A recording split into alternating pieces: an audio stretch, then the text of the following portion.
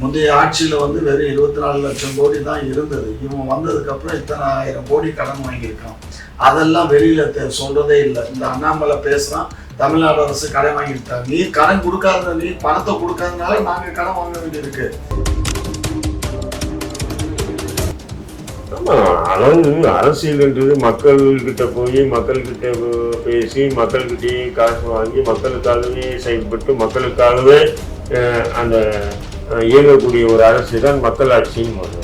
ஆனால் இது வந்து கார்பரேட் முழுக்க முழுக்க வந்து உருவாக்கப்படுறாங்க இல்லையா? 4 வருஷமா இல்ல இப்ப போட்டாங்க. நீங்க 4 வருஷம் இல்ல தப்பு இல்ல. அதாவது மத்திய அரசுக்கு செருப்படி பதில் கொடுத்து தமிழக அரசு உங்க ஆளுங்க கண்டு அதுக்குதான் அந்த செருப்படி வந்து இந்த ரூபா மாத்திட்டா செருப்படியா? இதை வந்து நீங்க வேணும்னு இந்த மாதிரி நீங்க கிளப்புறீங்க. நாங்க வந்து ரூபாய்ங்கிறதுக்கு வந்து தமிழ்ல போட்டதுனால ரூ போட்டிருக்கோம். உங்க தமிழ் பற்று இந்த 4 வருஷம் இல்ல, இந்த கடைசி வருஷம் தான் வருது. எங்களுக்கு எப்பயுமே தமிழ் பற்று உண்டு.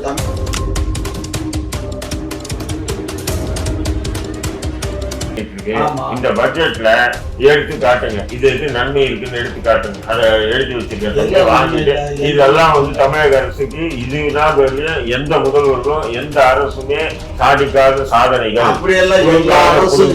இப்ப நாங்க பண்ணிருக்கோம் அப்படின்னு. இதுதான் இப்ப தம்பி பட்ஜெட். அந்த பட்ஜெட் எடுத்து நீங்க விளக்குங்க பார்க்கலாம்.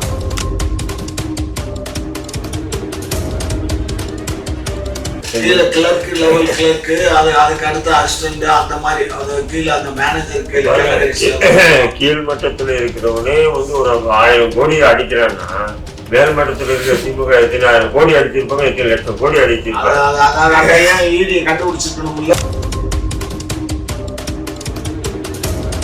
அதை எதிர்த்து கோபேக் மோடின்னு நம்மள மேல போன்ற ஆட்கள் வந்து இது போட்டா ஹேஷ்டாக் போட்டோன்னு சொன்னா நம்மளை கூப்பிட்டு விசாரிப்பாங்க, நீங்க ஏன் கோபேக் மோடின்னு போடுறீங்க, காவல்துறை வச்சு மிரட்டுவாங்க. இதுதான் திமுகவுடைய நயவஞ்சக சூழ்ச்சிகரமான அரசியல் என்பது நிச்சயம் தமிழ்நாட்டிலிருந்து அறவே.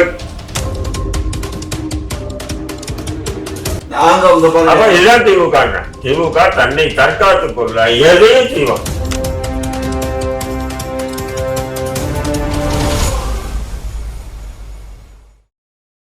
குக்கு செய் நேயர்களுக்கு அனைவருக்கும் வணக்கம். இன்னைக்கு நம்மளோட சிறப்பு நேர்காணல் சிறப்பு விருந்தினர் யார் பார்த்தீங்கன்னா, திமுகவின் முன்னோடி முனைவர் காமாட்சி நாயுடு அவர்களும் இந்திய லீக் கட்சியின் தலைவர் ஐயா தடா ஹைம் அவரும் தான் கலந்துருக்காங்க. வாங்க பேசுவோம். வணக்கம் ஐயா. வணக்கம் ஐயா. இன்னைக்கு வந்து தமிழ்நாடு பட்ஜெட் நிதிநிலை தாக்கல் செஞ்சிருக்காங்க. அதுல உங்க கருத்து என்ன? உங்க கட்சிக்காரங்க தாக்கல்லாம் செஞ்சிருக்காங்க. நிறைய பேருக்கு நிறைய விமர்சனம் இருந்தாலும் உங்க கருத்து என்னன்னு கேட்கலாம். இல்லை, இது எங்களால் இருக்கக்கூடிய நிதிநிலைக்கு ஏற்ப இந்த பட்ஜெட்டை நாங்கள் தாக்கல் பண்ணியிருக்கோம். ஏன்னா ஒன்றிய அரசு வந்து எங்களை வந்து நிதி கொடுக்காம பழி வாங்குது. இன்றைக்கு கூட கடந்த 2 தினங்களுக்கு முன்பாக நாடாளுமன்றத்தில் பேசும்போது நம்மளுடைய மதுரையினுடைய நாடாளுமன்ற உறுப்பினர் பேசும்போது அருமையாக சுட்டி காட்டினார். ₹1 நாங்கள் வரி கொடுக்கக்கூடிய மாநிலத்துக்கு வெறும் 29 பைசா தருகிறீர்கள். அதே போல் பீகாரில் வந்து ₹1 அவங்க வரி வந்து மொத்தமே 40 பைசா வரி கொடுக்குறாங்க, அவங்களுக்கு வந்து நீங்கள் ₹7 கொடுக்குறீங்க. ஊபியில் வந்து அவங்க கொடுக்கறது வெறும் 30 பைசா, ஆனால் நீங்கள் கொடுக்கறது ₹4 அப்படின்னு சொல்லி திட்டம் பண்ணியிருக்காரு. இது போன்ற செயல்களில் தான் ஒன்றிய அரசு ஈடுபடுது. அதாவது மாநில அரசு தமிழ்நாடு அரசை வந்து எப்படியாவது பழி வாங்கணுங்கிற நோக்கில் அவங்க செயல்படுறாங்க. தமிழ்நாடு அரசு என்பது ஒன்றியத்தினுடைய ஒரு அங்கம்தானே தவிர இது தனியான ஒரு அரசு அல்ல. மாநிலத்தினுடைய சட்டத்திட்டங்கள் வேணால் தனியாக இருக்கலாமே தவிர இவை எல்லாமே வந்து ஒன்றியத்துக்கு கட்டுப்பட்ட அரசு. அப்படிப்பட்ட அரசை வந்து பழி வாங்குறாங்க. அவங்களே சொல்கிறதாகவே அவர் சொல்கிறாரு, ஒவ்வொன்றிலையும் வந்து நல்ல சிறப்பான முறையில் தமிழகம் வந்து செயல்பட்டுருக்கு அப்படின்னு சொல்லி சொல்கிறாங்க. ஆனாலும் நமக்கு வந்து எந்த விதமான நிதியும் கொடுக்கல. கடந்த 2 முறை வந்த வெள்ள நிவாரண நிதி 1 பைசா கூட கொடுக்கல. யூஸ்வலாக கொடுக்கறது 900 கோடி ரிலீஸ் பண்ணுவாங்க. அந்த எல்லா இதுக்கும் எமர்ஜென்சிக்குன்னு சொல்லி கொடுப்பாங்க வெள்ள நிதி. அதில் கூட இந்த முறை வந்து 700 லட்சம் கோடி தான் கொடுத்தாங்க. ஸோ இது மாதிரி பழி வாங்குகிற நடவடிக்கை. இன்னும் சொல்ல போனால் இந்த வேலை 100 நாள் வேலை வாய்ப்பு திட்டத்துக்கு அதுக்கு பணம் இன்னும் ஒதுக்கீடு பண்ணலை. அதுக்கப்புறம் நம்மளுடைய இந்த குழந்தைகள் பள்ளி இதுக்காக கல்விக்கு ஒதுக்கப்பட வேண்டிய நிதியை கொடுக்கல. இதெல்லாம் தவிர இன்னும் வந்து நம்மளுடைய மெட்ரோ ரயில் ப்ராஜெக்டு பல்வேறு திட்டங்களுக்கும் அவங்க வந்து நமக்கு சரியான முறையில் ஒத்துழைப்பு கொடுக்கறதில்ல, பணமும் கொடுக்கறதில்ல. நம்மள்கிட்ட வரியை வாங்குறாங்க, அதை திருப்பி கொடுக்கறதுல அவங்களுக்கு என்ன கஷ்டம்னு தெரியல. அதெல்லாம் என்னன்னா அவங்க எப்படியாவது தமிழ்நாடை வந்து ஒழிச்சிட்டு பாரதிய ஜனதா கட்சியினுடைய ஆட்சி அமையணும். எல்லாம் தமிழ்நாடு ஒழிச்சிட்டா எப்படி இந்த குமரிக்கண்டா அழிஞ்ச மாதிரிங்களா? குமரிக்கண்டா அழிஞ்ச மாதிரி இல்லை, அவங்க பாரதிய ஜனதா கட்சியை ஆட்சிக்கு வரணும்னு நினைக்கிறாங்க. திமுக அரசு ஒழிச்சிட்டு பாரதிய ஜனதா இந்தியா முழுமைக்கும் ஒரே ஆட்சி, ஒரே மக்கள். அவங்க அதான் சொல்றானே, ஒரு தைரியம் எவ்வளவு கொழுப்பு இருந்தா ஒரு சட்டமன்றத்தில் ஒரு எம்எல்ஏ பேசுகிறான், முஸ்லீம்களை நாங்கள் வந்தோம்னா முஸ்லீம்களை பூரா ஓட விரட்டி அடிச்சு பற்றிடுவோம்னு சொல்கிறான். எங்கள் மேற்கு வங்கத்தில் சரியா? அது மம்தா கடுமையாக எழுத்திருக்காங்க. இப்படிப்பட்ட ஒரு பாரதிய ஜனதா கட்சியினுடைய எம்எல்ஏ தான் அப்படி பேசுகிறான். அப்போ எந்த அளவுக்கு வந்து அந்த புறையொலி போயிருக்கு, வெஞ்சன்ஸ் அவனுக்கு மனசில். அவனுங்களை மக்கள் மடையத்தனமாக திரும்ப அவனை ஆட்சியில் வந்து அமர்த்துவது ரொம்ப அயோக்கியத்தனமான செயல்னு எனக்கு படுது. பார்ப்போம், மக்களுக்கு புரிஞ்சா சரிதான். மக்களுடைய கிளர்ச்சி வரணும். ஏன்னா இப்போ நம்ம வந்து கடன் வாங்கிட்டோம், அவன் பாஸ் கொடுக்காத போது நம்ம கடன் வாங்கி தான் செலவு பண்ண வேண்டியிருக்கு. ஆனால் அவன் என்ன பண்ணுறான், ஒரு புள்ளி விவரம் சொல்கிறாரு, நம்ம வட்டிக்கு வாங்கினோம்னா நம்ம வட்டிக்கு வட்டி அந்த வட்டிக்கு வட்டி இப்படியெல்லாம் போட்டு ஏழை எளிய மக்கள்கிட்ட வங்கியில் பணம் வசூல் பண்ணுறான். ஆனால் வரா கடனுக்கு வந்து அவன் என்ன வஜா பண்ணுறான், லட்சக்கணக்கான கோடியில் வஜா பண்ணுறான் பெரிய நிறுவனங்களுக்கு. தவிர இன்னொரு விஷயம் என்ன பண்ணியிருக்கான்னு கேட்டிங்கன்னா, இந்தியா வந்து இன்றைக்கி கடன் எவ்வளோ இருக்குன்னா 181.6071 லட்சம் கோடி கடன் வச்சுருக்கான். முந்தைய ஆட்சியில் வந்து வெறும் 24 லட்சம் கோடி தான் இருந்தது. இவன் வந்ததுக்கப்புறம் இத்தனை 1000 கோடி கடன் வாங்கியிருக்கான். அதெல்லாம் வெளியில் சொல்கிறதே இல்லை. இந்த அண்ணாமலை பேசுகிறான், தமிழ்நாடு அரசு கடன் வாங்கியிருக்காங்க. நீ கடன் கொடுக்காத, நீ பணத்தை கொடுக்காதனால நாங்கள் கடன் வாங்க வேண்டியிருக்கு. அதுக்கு எங்க மக்களை நடுரோட்டில் கூட இயலுமா? இப்ப எத்தனை கோடிங்க கடன் வாங்கியிருக்கீங்க? நம்ம வாங்கினது இப்ப 4 கோடி வாங்கியிருக்கோம். இந்த 4 கோடி கடனுக்கு நம்ம வெறும் 4 கோடி தான் வாங்கியிருக்கு. 4 லட்சம் கோடி 4 லட்சம் கோடிக்கு வந்து நம்ம வட்டி கட்டினது 65,000 கோடி. 65,000 கோடி வட்டி கட்டிக்கிட்டு இருக்கோம். 4 வருஷத்துக்கு என்னாச்சு வட்டி? அதுவே உபச்ச அவங்க வச்சுட்டு போனா 5 கோடியே 5,80,000 கோடிக்கு நம்ம வட்டி கட்டி இருக்கோம்.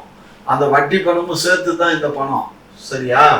ஆகவே இது எப்படி வேணாலும் புரட்டு வேலைகள் பண்ணலாம். எந்த ஒரு இதுவாக இருந்தாலும் சட்ட திட்டங்களுக்கு உட்பட்டு தான் தமிழ்நாடு அரசு நடக்குது. 1-2 எங்கே அத்துமீறல்கள், இந்த டாஸ்மாக்ல சில தவறுகள், சில அதிகாரிகளும் கீழ்மட்டத்தில் உள்ளவங்களுக்கு பண்ண தவறுகள் மீது எஃப்ஐஆர் போட்டாங்க. அந்த எஃப்ஐஆர் மீது தான் வந்து அமலாக்கத்துறை வந்து இப்போ நடவடிக்கை எடுத்து அவங்க என்கொயரி பண்ணி இப்போ அவங்க சொல்லியிருக்காங்க ஒரு 1000 கோடி வெள்ளி அதில் ஊழல் இருக்கதா தெரிய வருது அப்படின்னு தான் சொல்லியிருக்கான். கன்ஃபார்ம் பண்ணல. அப்போ அதுக்கு மேலே போகும், தெரிய வருதுன்னு தான் சொல்லியிருக்கான். மேலே போகுது, கீழே போகிறது இல்லை. அது யார் பண்ணியிருக்கான்? கீழ்நிலையில் இருக்கக்கூடிய அதிகாரிகள் தான் பண்ணியிருக்கான், ஊழியர்கள் தான் பண்ணியிருக்கான். அவங்க மீது நடவடிக்கை. இப்போ டிரான்ஸ்போர்ட்டுக்கு வந்து பணம் கொடுக்கணும், யார்? அந்த கிளார்க்கு தான் ஒதுக்கீடு பண்ணுவான். அப்போ அந்த கிளார்க் பண்ணியிருப்பான். சரிங்க. இப்போ ஒரு 4 வருஷம் நீங்கள் ஆட்சியில் இருக்கீங்க. 4 வருஷத்துல இவ்வளோ ஊழல் பண்ணியிருக்காங்களே, அது கூடயும் கண்டுபிடிக்க முடியல. இடி வந்து தான் உங்களுக்கு கண்டுபிடிச்சு சொல்லணும்னு இருக்கீங்களா நீங்க? அது கூடயும் பண்ண தெரியாதா இந்த அரசுக்கு? சொல்ல இயலாது. வேற எப்படி சொல்லணும்? இல்ல அதாவது நாங்க கண்டுபிடிச்சதுனாலதான் நாங்க எஃப்ஐஆர் போட்டோம். அந்த யாருக்கு இடி வந்த பின்னாடி தானே போட்டிருக்கீங்க? இடி வர்றதுக்கு முன்னாடி நாங்க போட்ட எஃப்ஐஆர் பேர்ல தான் பாவேன். இடி திடீர்னு எல்லாம் வர இயலாதுப்பா. எஃப்ஐஆர் இருந்தா தான் வருவான். நாங்க போட்ட எஃப்ஐஆர் பேர்ல தான் அவன் வந்து நடவடிக்கை எடுத்துட்டு இருக்கான். ஸோ அதனால எங்க அரசு வந்து கூடுமானவரை மக்களின் அரசு, மக்களினுடைய நலனை பேணி காப்பதற்காகத்தான் திராவிட மாடல் ஆட்சி, நல்லாட்சி நடத்துறாரு மு.க. ஸ்டாலின் அவர்கள். அவருக்கு உறுதுணையா எங்களை போன்றவர்கள்லாம் இருக்கோம், பொதுமக்களும் இருக்காங்க. மீண்டும் திராவிட மாடல் ஆட்சி மீண்டும் வரும். வாக்களிச்சு நாங்க வெற்றி பெறக்கூடிய அளவுக்கு எங்களோட பொதுமக்கள் இருக்காங்க. அதை பத்தி நீங்க வந்து முதல்ல கண்ணீர் வடிக்க வேண்டாம். சரி ஐயா, கேட்போம். பட்ஜெட்டை பற்றி எதுவும் நம்மளுக்கு பெரிய அளவுக்கு சொல்கிற அளவுக்கு இல்லை. ஏற்கனவே வந்து பழைய புதிய கல்லுன்னு மொந்த பழசு, நான் புதிய கல் போட்டிருக்கேன். அது புதிய கல் வந்து பார்த்தீங்கன்னா அது ஒரு மிகப்பெரிய ஒரு பிரம்மாண்டம்லாம் எதுவுமே இல்லை. ஒரு ஒரு மாநிலத்தின் ஒரு பட்ஜெட் எப்படி வந்து சமர்ப்பி வைப்பாங்களோ அதில் வந்து கொஞ்சம் பூசி மூழ்கி பெயிண்ட் அடித்து கொஞ்சம் நவீனமாக இறக்குமதி பண்ணியிருக்காங்க. இப்போ இந்த பட்ஜெட் பற்றி வந்து எதிர்கட்சிகள் கடுமையான விமர்சனங்களை மேற்கோள் காட்டுறாங்க. கூட்டணி கட்சிகள் எல்லாமே வந்து ஆஹா ஓஹோ இது போன்ற ஒரு திட்டம் வந்து எந்த பட்ஜெட்லையும் இதுமாதிரி கொண்டு வரல அப்படின்னு சொல்லுவாங்க. இதில் யாருன்னா மக்கள் தான் முட்டாள்கள் இருக்காங்க. ஏன்னா இது முழுக்க முழுக்க ஒரு ஹம்பக். இது வந்து ஒரு விதமான மக்களை ஏமாற்றும் யுக்தியை தான் இந்த பட்ஜெட்னு சொல்கிறாங்க. அது மத்திய பட்ஜெட்டாக இருக்கும், மாநில பட்ஜெட்டாக இருக்கும், இவங்க சொல்கிறாங்க. அதில் திமுகவும் விதிவிலக்கு இல்லை. அது ஏன்னு சொன்னால் திமுக இப்போ வர கார்பரேட் அரசியலில் முழுமையாக முழுங்கிச்சு இல்லையா? முழுங்கிதான் சொல்றீங்க. ஆமா, அதாவது அரசியல்ன்றது மக்கள்கிட்ட போய் மக்கள்கிட்ட பேசி மக்கள்கிட்டயே காசு வாங்கி மக்களுக்காகவே செயல்பட்டு மக்களுக்காகவே அந்த இயங்கக்கூடிய ஒரு அரசு தான் மக்களாட்சின்னு சொல்றாங்க. ஆனா இது வந்து கார்பரேட் முழுக்க முழுக்க வந்து உருவாக்கப்படுறாங்க இல்லையா? அதாவது பல கோடிகளை செலவு பண்றாங்க தேர்தலில். செலவு பண்ணி வந்த பிறகு அந்த பல கோடிகள் இப்போ 100 கோடி இன்வெஸ்ட் பண்ணோன்னா அவன் ஆட்சிக்கு வந்தோன்னா ஒரு 500 கோடி சம்பாதிக்க நிற்பானா இல்லையா? அப்போ ஒரு தேர்தலுக்கு 5000 கோடி செலவு பண்ணுறாங்கன்னா ஆட்சிக்கு வந்தோடனே கொஞ்சம் 1,00,000 கோடியாச்சும் அடிக்கணும்னு நினைப்பாங்களா இல்லையா? அப்போ அதுக்கு உண்டான வேலைகள் தான் வந்து திமுகவும் அதில் விதிவிலக்கு இல்லைன்ற திமுகவும் அதே தான் செய்யுது.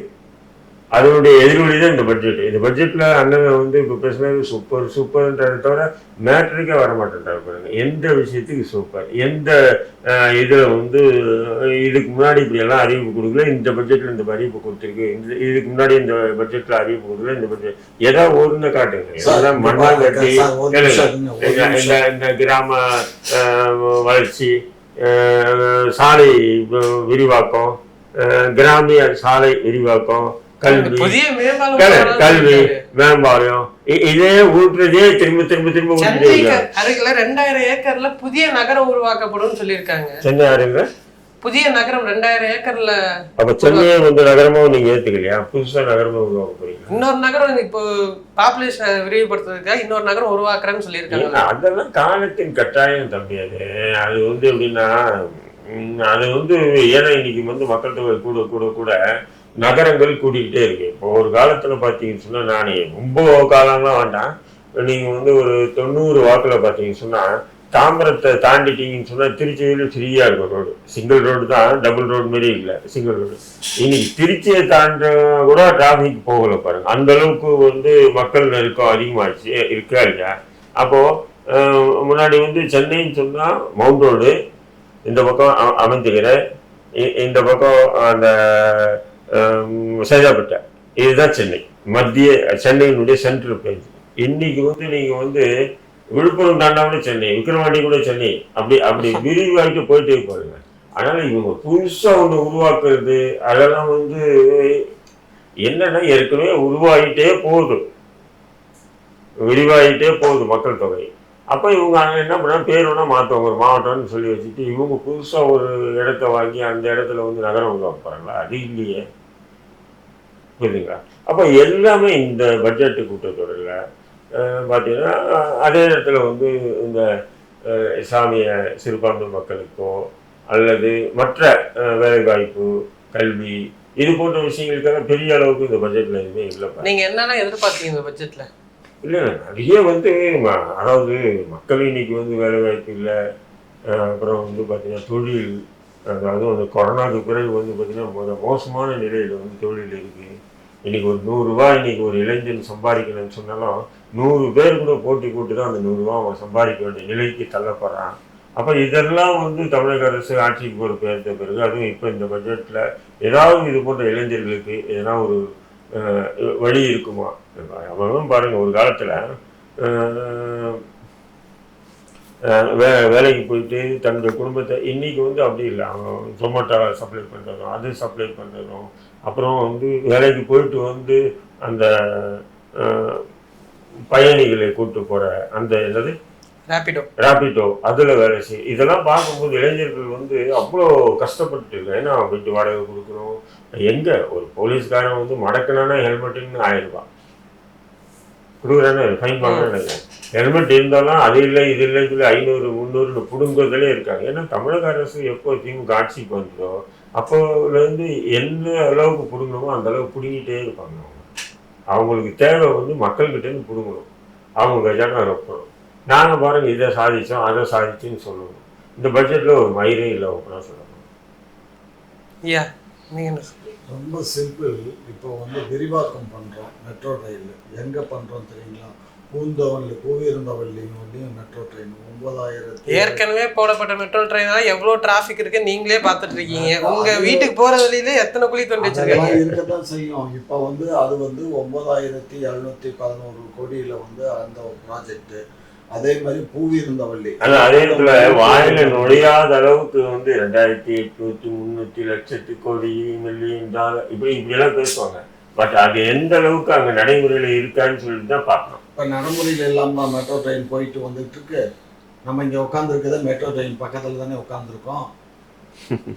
சும்மா இந்த கதையெல்லாம் விடாதீங்க. இப்போ நமக்கு வந்து ஏற்கனவே வந்து இது ஹார்பர்ல இருந்து நமக்கு போகக்கூடிய அந்த இது ஏற்கனவே ஃபுல்லராக நிற்கிது.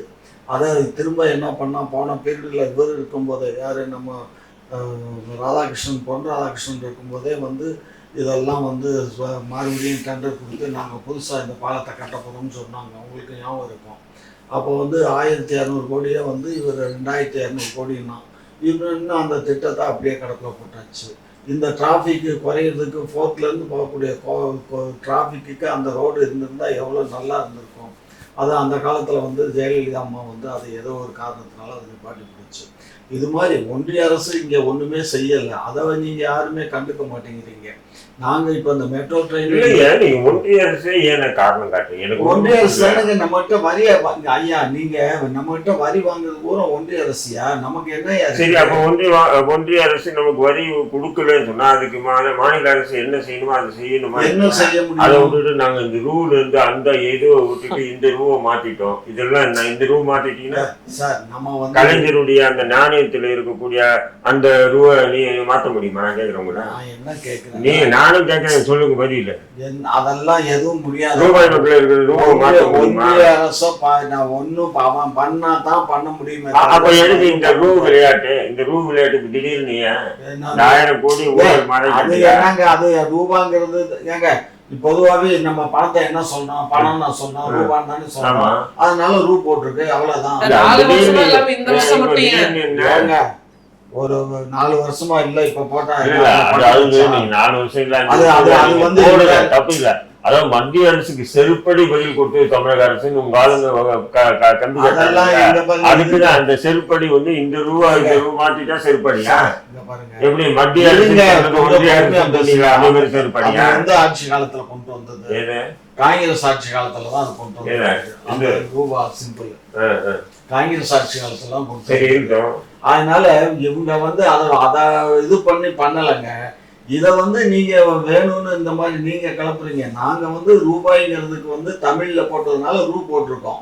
இவங்க தமிழ் பற்று இந்த 4 வருஷம் இல்ல, கடைசி வருஷம் தான் வருது. எங்களுக்கு எப்பயுமே தமிழ் பற்று உண்டு. தமிழ் இந்த 4 வருஷம் ஏன் நீங்க ரூபாய் சிம்பிள் போட்டிருந்தீங்க? போடலை அப்படின்னு சொன்னாக்கா அது அந்த ஃபைனான்ஸ் மினிஸ்டருடைய தப்பு. அந்த ஆளு தவறு பண்ணிட்டான், அதுக்காக அவனுக்கு தூக்கில் போட்டுடலாமா? ஏதோ பெருசா போடலைன்னா அது என்ன பெரிய குற்றமா? இப்ப போட்டாச்சு இல்ல, அவ்வளவுதான். மும்மொழி கொள்கை வந்ததுனாலதான் எல்லாம் கண்ணு தெரியுதுன்றீங்க. மும்மொழி கொள்கை இந்த பாரு. இப்போ கரூருடைய எம்பி, நாடாளுமன்ற எம்பி பேசுது. இப்ப பீகார்ல வந்து மும்மொழி கொள்கை இருக்கா? அதே மாதிரி மும்மொழி கொள்கை ஊபியில இருக்கா? அந்த மும்மொழி கொள்கை அங்க இருந்தாக்க இப்ப அங்க வந்து மும்மொழியில எங்க தமிழ் மொழி படிக்கிறாங்களான்னு கேட்குது. நல்லா தான் கேட்குது. இதெல்லாம் அறிவு வேணும்ல அவங்களுக்கு. இப்போதான் இங்கே வந்து நமக்கு சிபிஎஸ்சி ஸ்கூல்ல எல்லாமே இருக்கு. ஏறக்குறைய 30 லட்சம் பேர் என்னமோ கணக்கு சொல்றாங்க. இந்த இது அதான் மும்மொழி கொள்கையில படிக்கிற பசங்க. அது ஹிந்தி படிக்கிறானா பிரெஞ்சு படிக்கிறானா அதுங்கிறது இல்லை. மும்மொழி கொள்கை திட்டத்தில் படிக்கிறவங்க 30 லட்சம் பேர் படிக்கிறான் தமிழ்நாட்டில். அப்புறம் என்ன அவங்களுக்கு கொள்ள வந்துச்சு? நம்மளை வந்து அரசு பள்ளியிலையும் அதை இம்ப்ளிமெண்ட் பண்ணணும்னு எதுக்கு துடிக்கிறான்? அதை மாத்திரம் இல்ல, அதை பண்ணாம குலக்கல்வி திட்டத்தை மறைமுகமா கொண்டு வர்றான். நீங்க வீடு தேடி கல்வி கொண்டு வந்தீங்க சார். வீடு தேடி கல்விங்கிறது வந்து அது வேலை வாய்ப்புக்கு சம்பந்தப்பட்ட சார். இது மாதிரி குலக்கல்வி திட்டம் இல்ல சார். அது அது வந்து குழந்தைகளுக்கு வந்து டீச் பண்றது, குழந்தைகளுக்கு கல்வி கற்றுக் கொடுக்கறது. எனக்கு ஒண்ணும் ஒன்றும் புரியல. புரியலைன்னா நீங்க அந்த இதுல போய் வெப்சைட்ல போய் பாருங்க. என்ன அதாவது இல்லந்தோறும் கல்வியும் சரி, இப்போ அவங்க பாஜக கொண்டு வரணும்னு சொல்லி துடிக்கிற கல்வியும் ஒரே மாதிரி தான் இருக்கு. பாக்குறதுக்கு அப்படிதான் சார் இருக்கும். ஆமாமா, அது கொஞ்சம் காவி கலர், இது கொஞ்சம் கருப்பு சிவப்பு, அப்படித்தானே தம்பி? அப்படி பாக்குறீங்களா? நீங்க எப்பயுமே திராவிட மாடல் ஆட்சிக்கு எதிரான நபர். அப்ப நான் சொல்றேன், இப்ப பட்ஜெட், இப்ப உங்க அரசு தானே பட்ஜெட் வெளியிட்டு இருக்கு. இந்த பட்ஜெட்ல எடுத்து காட்டுங்க, இது நன்மை இருக்குன்னு எடுத்து காட்டுங்க. அதை எழுதி வச்சிருக்க வாங்கிட்டு இதெல்லாம் வந்து தமிழக அரசுக்கு இதுதான் எந்த முதல்வர்களும் எந்த அரசுமே சாதிக்காத சாதனைகள் இப்ப நாங்க பண்ணிருக்கோம் அப்படின்னு. இதுதான் இப்ப தம்பி பட்ஜெட். அந்த பட்ஜெட் எடுத்து நீங்க விளக்குங்க, பாக்கலாம், விளக்குங்க. சும்மா வந்து கால் மேல கால் போட்டு இந்த பட்ஜெட் இருக்க, இந்த பட்ஜெட், இந்த பட்ஜெட் இருக்க, இந்த பட்ஜெட், இது என்ன கதை இருக்கு? பட்ஜெட்டை பத்தி விளக்கி பேசுறாங்க. இந்த பட்ஜெட்ல நாங்க இந்த பட்ஜெட்ல எந்த மாவட்டத்துல எவ்வளவு நிதி ஒதுக்கி இருக்காங்க, என்னென்னதுக்காக நிதி ஒதுக்கிறாங்க, பேசுங்க. அது பட்ஜெட் நான் காப்பி எடுத்தால பேச முடியும். பட்ஜெட் சூப்பரா இருக்கு, சூப்பரா இருக்கு. திமுக சும்படிக்கிற வேலை, அதனால நீங்க பட்ஜெட் சூப்பர் பட்ஜெட். பட்ஜெட் ஒண்ணு படிக்க இருக்கத்தா. ஒரு விஷயம் புரிஞ்சுக்கோங்க, ஏற்கனவே வந்து சரண்டர் லீவுக்கு வந்து பணம் கொடுக்கறத நிப்பாட்டிட்டான். சரிங்களா? ஜெயலலிதா ஆட்சி காலத்துல நிப்பாட்டியாச்சு. அதாவது அரசு ஊழியர்கள் வந்து 15 நாள் வந்து அவங்களுக்கு லீவ் இருக்கு.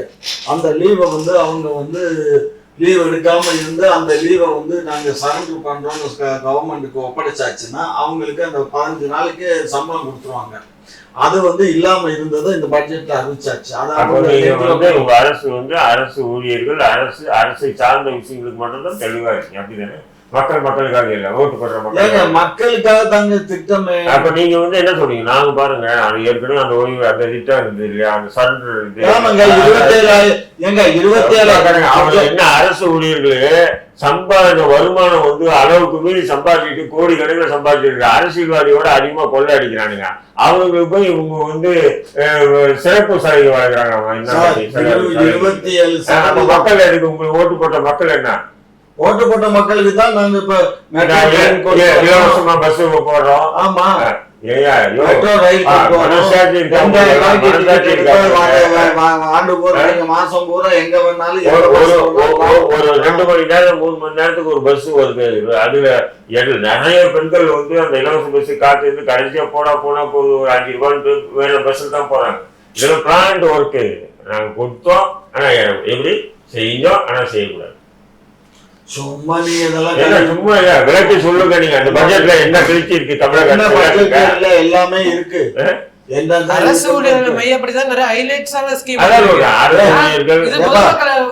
மீண்டும் அரசு பணியில வந்து நியமிக்கிறதுக்கு ஒரு 50,000 பேருக்கு வேலை வாய்ப்புக்கு ஏற்பாடு பண்ணிருக்கோம்.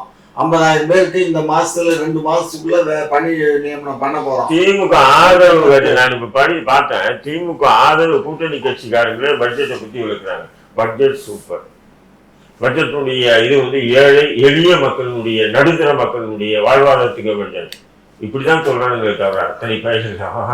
ஆனா ஒரு பாயிண்ட் எடுத்து இது இந்த திட்டம் வந்து இது ஏழை எளிய மக்களுடைய வாழ்வாதாரத்துக்கு உண்டான திட்டம். இந்த திட்டம் வந்து எதுவுமே சொல்ல எல்லாமே வந்து சூப்பர். எப்படி? அப்ப ஏன்னா அவங்க கூட்டணியில இருக்காங்க, அவங்க சூப்பர். இப்ப அண்ணன் வந்து திமுக ஜாடா போடுறவர், திமுக சும்படிப்பாரு, அதனால இவர் சூப்பர். ஆனா இன்னும் பார்க்கவே இல்லை அண்ணன் பட்ஜெட். இதுதான் உண்மை. பாருங்க, மேல இருந்த வாரியா பட்ஜெட்டை பத்தி சேனல்ல அவங்க படிச்சு அவர் இது பண்ணும்போது நேரடியில பார்த்தேன். தாக்கல் பண்ணி அவர் பேசும்போது தங்கம் தென்னரசு ஃபைனான்ஸ் மினிஸ்டர் பேசும்போது அதுல ரொம்ப ஹைலைட் எனக்கு பிடிச்சது வந்து என்னன்னா, அரசு பணிக்கு வந்து ஒரு 50,000 பேருக்கு வேலை வாய்ப்பு உண்டு பண்ணியிருக்காங்க. நீங்க உண்டு பண்ணியிருக்காங்க, உண்டு பண்ணுவோம்னு சொல்றாங்க. இது ஒவ்வொரு பட்ஜெட்லயும் சொல்ற விஷயங்கள் தான். இந்த ஆண்டு இப்ப ஏற்கனவே 55,000 பேருக்கு வேலை போட்டு கொடுத்துருக்கோம். தமிழ்நாட்டுல தாங்க கொடுத்துருக்கோம். உங்க எடப்பாடியே ஒத்துருக்காருங்க. இதுவரை 4 ஆண்டுல வந்து 55,000 பேருக்கு கொடுத்தாங்க. இந்த 9 மாசத்துல எப்படி இவங்க ஒரு 50,000 பேருக்கு வேலையை கொடுப்பாங்கன்னு கேட்கிறாரு அவரு. ஆனா நாங்க கொடுப்போம், புரியுதுங்களா? அதுதான் இப்போ நாங்கள் எங்களுக்கு வந்து அதுக்கு அந்த திட்டத்தை வந்து செயல்முறைப்படுத்துறதுக்கு முடிவு பண்ணி அநேகமாக 2 மாதங்கள்லேயே இப்போ பணி நடக்கும். இன்னும் சொல்ல போனால் இவங்க மதர் கூட இப்போ வந்து டீச்சர் ட்ரைனிங் முடிச்சு எக்ஸாம் எல்லாம் எழுதி பாஸ் பண்ணி வெயிட்டிங்கில் இருக்காங்க. இப்போ அவங்களுக்கு அப்பாயின்மெண்ட் ஆர்டர் போயிடும். அந்த அளவுக்கு ரொம்ப ஃபாஸ்ட்டாக இப்போ ஒர்க் பண்ணிட்டு இருக்கோம். அதுதான் நீங்கள் நினைக்கிற மாதிரி இல்லைத்தா. அது நாங்க வந்து எங்களுடைய தகுதி என்னவோ, அதாவது 50,000 பேருக்கு வேலை கொடுத்தீங்களா? திமுக காரங்க இருக்காங்க. திமுக காரங்க சார் இதெல்லாம் குரூப் ஒரு எக்ஸாம் எழுதி வர்றது சார். இது இல்ல முடியாது. அதுல எல்லாம் வந்து இப்போ ஒருத்தன் வந்து நேற்று ஹைகோர்ட்ல ஒரு தீர்ப்பு என்ன தெரியுமா? தமிழ் படிக்காத ஒருத்தனுக்கு இபியில கிளர்க் வேலை கிடைச்சிருச்சு. அவன் 2 வருஷத்துக்குள்ள வந்து தமிழ் பாஸ் பண்ணணும் எக்ஸாம் எழுதி. அவன் எக்ஸாம் எழுதி பாஸ் பண்ணல. இவ்வளவுக்கு நம்ம ஊருக்காரன் தான். அவன் சிபிஎஸ்சியில் படிச்சவன், தேனிக்காரன். அது கடைசியில் இப்போ கோர்ட்டை என்ன சொல்லிச்சு, நீ தமிழ் படிக்கல அதனால உனக்கு வேலையை டெர்மினேட் பண்ணது கரெக்டான்னு சொல்லி டெர்மினேட் பண்ணி விட்டுருச்சு. ஸோ அதனால நிறைய இந்திக்காரங்க இருக்காங்க. இந்திக்காரன் தமிழ்நாட்டில் தான் அரசு வேலையில் இருக்கானா? எவன் இருக்கான்? சென்ட்ரல் கவர்மெண்ட்ல இருக்காங்க. சென்ட்ரல் கவர்மெண்ட்ல இருக்க நீ யாரா பண்ண முடியும்? நீங்க இது இங்க வந்தா உங்களுக்கு தமிழ் தெரிஞ்சுட்டு தான் வரணும். நீங்க சட்டத்தை சொல்ல முடியாது. ஒரு சட்டத்தை நீங்க ஏற்றுங்க. சட்டத்தெல்லாம் ஏற்ற முடியாது. அது ஐஏஎஸ் ஐபிஎஸ் ஆபீசர்ஸ் படிச்சுக்குவாங்க. அது அவங்க படிச்சுக்குவாங்க. தமிழ் கீழ் மட்டத்துல பண்ண முடியாது. டிஜிபி மட்டும் இல்ல, எல்லாருமே அதிகமா இருக்கக்கூடிய ஐபிஎஸ் ஐஏஎஸ் பூரா நமக்கு வந்து நம்ம இந்த ரேங்க்ல நம்ம ஊருக்காரனை பூரா வேற மாநிலத்தை போடுவான். அசாம் மாதிரி ஆட்கள் போடுவான். அந்த மாநிலத்துக்காரனை கொண்டு வந்து தமிழ்நாட்டில் போடுவான். இது வந்து ஒன்றிய அரசு பண்ணக்கூடிய வேலை, நம்ம இல்லை. புரிஞ்சுக்கோங்க. ஒன்றிய அரசு தான் எந்தெந்த மாநிலத்தில் யாரும் போடணுங்கிறது அவன் அந்த கேடர் இன்னும் ஒன்று ஃபிட் பண்ணி இந்த கேடருக்கு நீ போன்னு பற்றி விடுவான். புரியுதா? அதான் அவங்க வந்து தமிழ் படிச்சு அதெல்லாம் போட்டோம். அந்த பட்ஜெட்ல வந்து 10,000 கோடி ஊழல், இந்த மதுபான ஊழல் 1000 கோடிங்க. 1000 கோடி வந்து இன்னும் வந்து அதை இது பண்ணல, இன்னும் கன்ஃபார்ம் பண்ணலைங்க. இன்னும் அதிகமாகும்.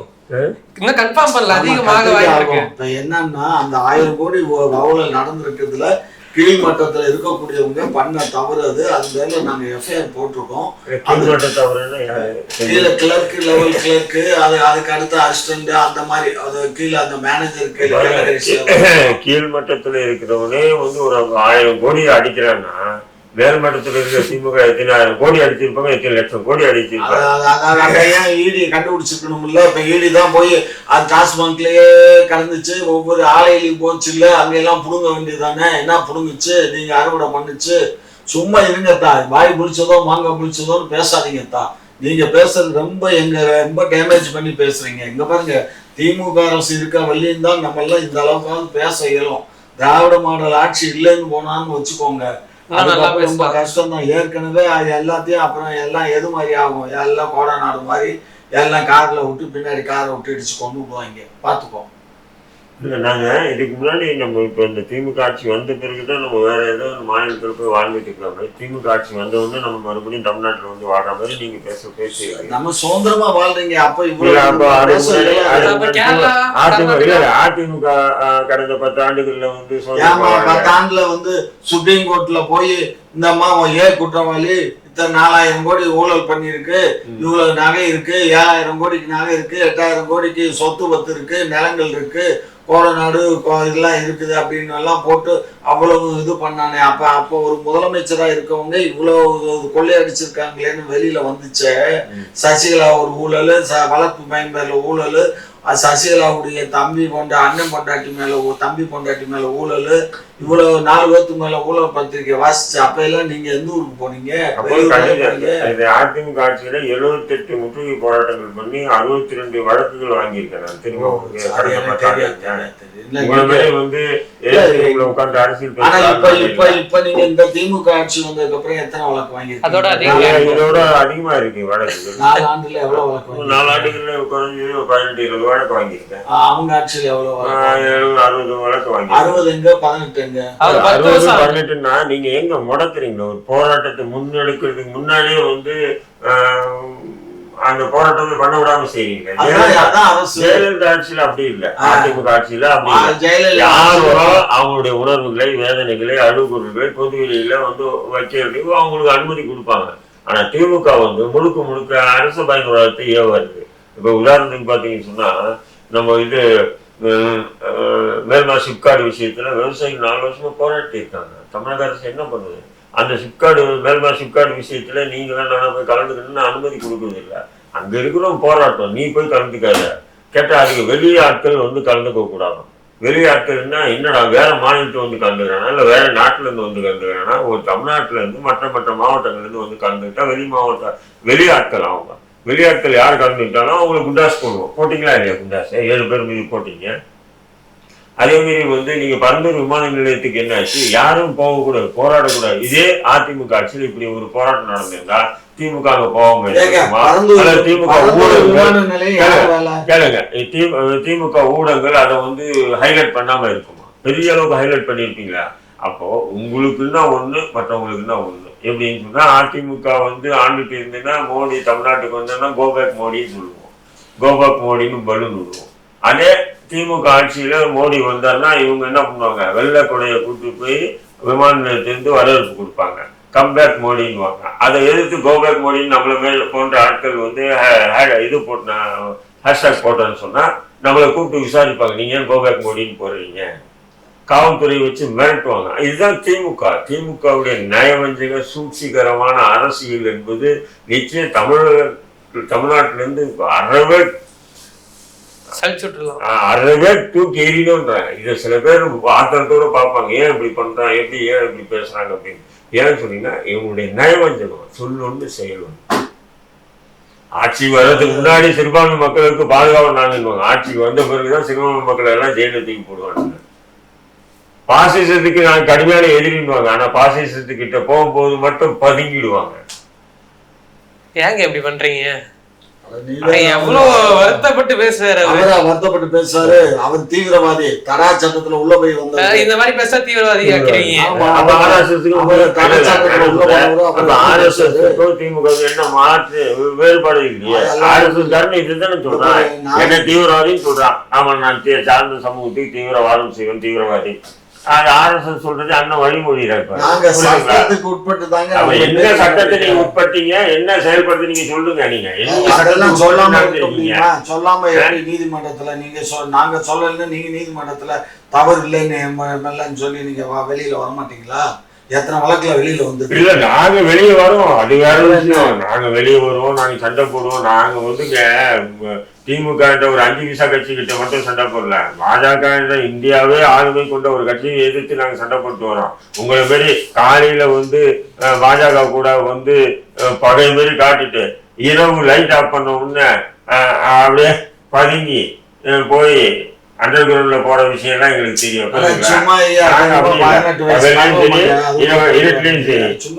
ஏறி அடிக்கிறது பாஜக இன்னைக்கு இந்தியாவிலேயே முஸ்லிம்கள் மட்டும்தான், புரியுங்களா? அதனால நீங்க இஸ்லாமியர்கள் சாதாரணமா இட போடாதீங்க. அதுதான் இல்லைன்னு நீங்க சொன்னா போதுமா? நாங்க இருக்கோங்கிறது இருக்கு, நீங்களா சொல்லிக்க வேண்டியதுதானா? வஞ்சனை கக்கவுதான் நம்ம மாறுறோம். இப்போ அதை நான் என்ன சொல்றேன், விவாதம் போயிட்டே இருக்கு. நீங்க தீவிரவாதின்னு சொல்லி ரூட்டை மாற்றும் போதுதான் நான் இந்த விஷயம் எல்லாம் பேச வேண்டிய சூழ்நிலை தள்ளப்படுறேன். இதுதான் திமுக தன்னை தற்காத்து பொருளா எதையும் செய்வாங்க, யாரும் வெளியிடுவாங்க.